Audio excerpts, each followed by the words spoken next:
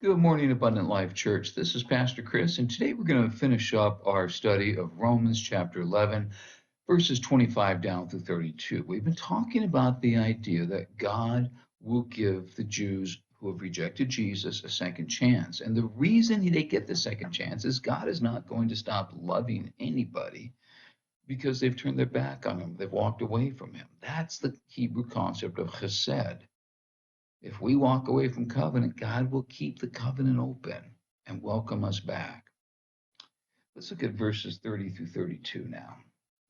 So just as you were at one time disobedient to God, let me start again. Just as you who were at one time disobedient to God have now received mercy as a result of their disobedience, so too they now have become disobedient in order that they too may now receive mercy as a result of God's mercy to you. For God has bound everyone over to disobedience so that he may have mercy on them all.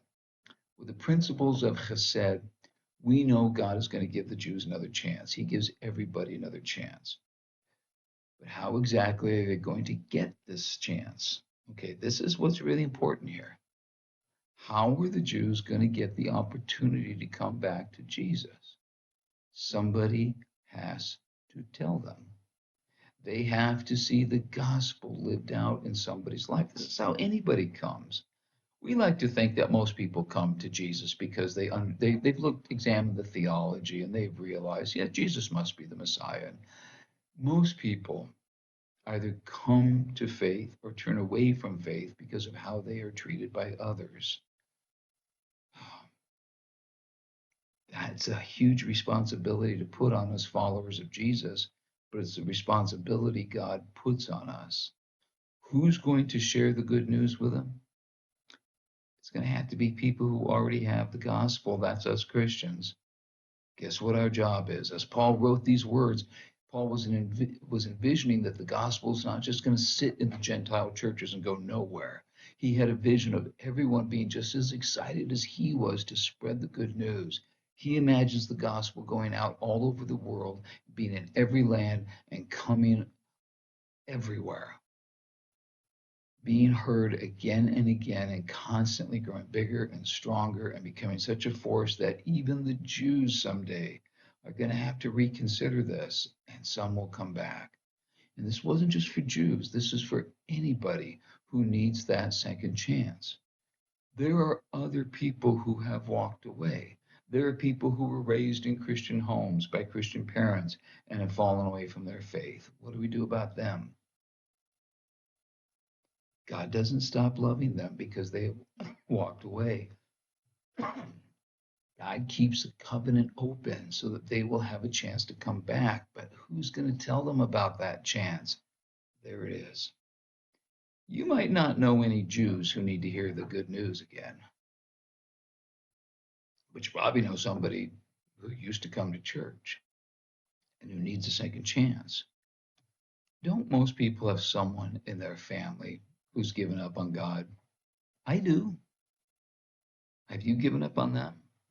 You know what? I pray for these people every day, every day. Do you think God doesn't do great things when you consistently pray day after day? God is calling you not to give up on the person that you love. He's calling you not only to pray for them, but to be a light to them, to show them, be a model of patience and love and encouragement. That speaks volumes. Debating theology with somebody, it really doesn't get us much anyway. It's right up there with debating politics. But being an example of love and grace and encouragement, that wears away a lot of resistance over time. I'll close with this story. I heard of a preacher's son who he was raised with really good parents, really good father, really good mother, but this kid ran with the wrong crowd. He smoked, he drank. One night, he even had the police chase him home. And every time that something like this would happen, his folks would just pray even harder for him. It looked at one point like he was coming back, to Jesus. In fact, he told his mom and dad he was going to go on a mission trip to Turkey, and he was raising money for it. His parents paid for most of the trip. You know what he did instead of going to Turkey? He went to Europe and he spent the money drinking.